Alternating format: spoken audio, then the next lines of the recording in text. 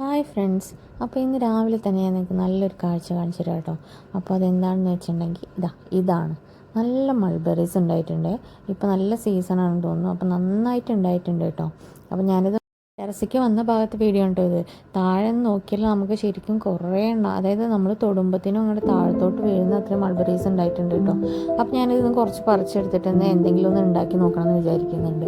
അപ്പോൾ നമുക്കിത് കുറച്ച് അധികം തന്നെ പറിച്ചെടുക്കാം. അപ്പോൾ എനിക്ക് കിട്ടുന്ന ഭാഗത്തു നിന്നൊക്കെ ഞാൻ പറിച്ചെടുക്കുന്നുണ്ട്. നമ്മൾ തൊടുമ്പത്തിനും ഇങ്ങനെ താഴെ വീണുകൊണ്ടിരിക്കണം. ഇപ്പോൾ കുറച്ചായിട്ടാണ് കേട്ടോ ഇത് നന്നായിട്ട് ഇങ്ങനെ കായ ഉണ്ടാവാൻ തുടങ്ങിയത്.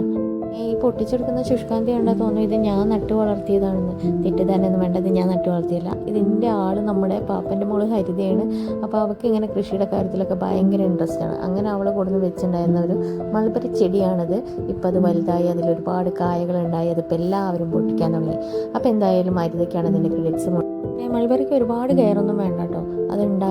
ഉണ്ടാവൽ കഴിഞ്ഞ് കഴിഞ്ഞാൽ ഒന്നൊക്കെ വെട്ടി കൊടുത്തു കഴിഞ്ഞാൽ വീണ്ടും തളിര് വരും. അതിൽ നന്നായിട്ട് കായ ഉണ്ടാവും. അപ്പോൾ നമുക്ക് ഇഷ്ടം പോലെ അത് കിട്ടും കേട്ടോ. പിന്നെ മൾബറി കഴിക്കുന്നത് വളരെ നല്ലതല്ലേ. ബ്ലഡ് ഉണ്ടാവാനും അതുപോലെ തന്നെ ക്ഷീണം, തളർച്ച, അങ്ങനെയുള്ള അസുഖങ്ങളൊക്കെ ഇല്ലാതിരിക്കാനൊക്കെ മൾബറി കഴിക്കുന്നത് വളരെ നല്ലതാണ്.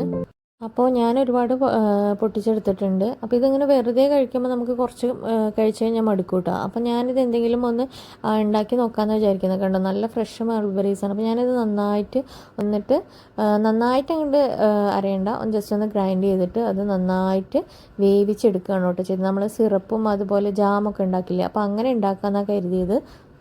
അപ്പോൾ അത് നന്നായിട്ട് വേവിച്ചിട്ട് അത് നല്ല ഒന്ന് കട്ടിയാക്കി എടുക്കണം കേട്ടോ.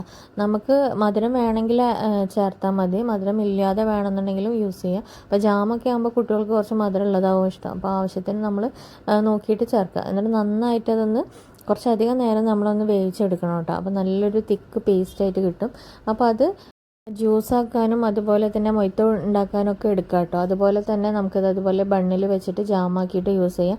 നല്ല ടേസ്റ്റ് ഉണ്ടായിരുന്നു കേട്ടോ അത് കഴിക്കാൻ വേണ്ടിയിട്ട്. നമുക്ക് എന്താ പറയുക, പ്രിസർവേറ്റീവ്സ് ഒന്നും ചേർത്തിട്ടില്ലല്ലോ. അപ്പോൾ നല്ല ടേസ്റ്റ് ഉണ്ടായിരുന്നു കഴിക്കാൻ വേണ്ടിയിട്ട്, ബണ്ണിൽ കൂട്ടി കഴിക്കാൻ വേണ്ടിയിട്ട്. അപ്പോൾ ഞാനത് ട്രൈ ചെയ്തു. എന്തായാലും നിങ്ങളും ട്രൈ ചെയ്ത് നോക്കുക. പുതിയൊരു വീഡിയോ ആയിട്ട് കാണാം. അതുവരേക്കും tata bye bye, see U.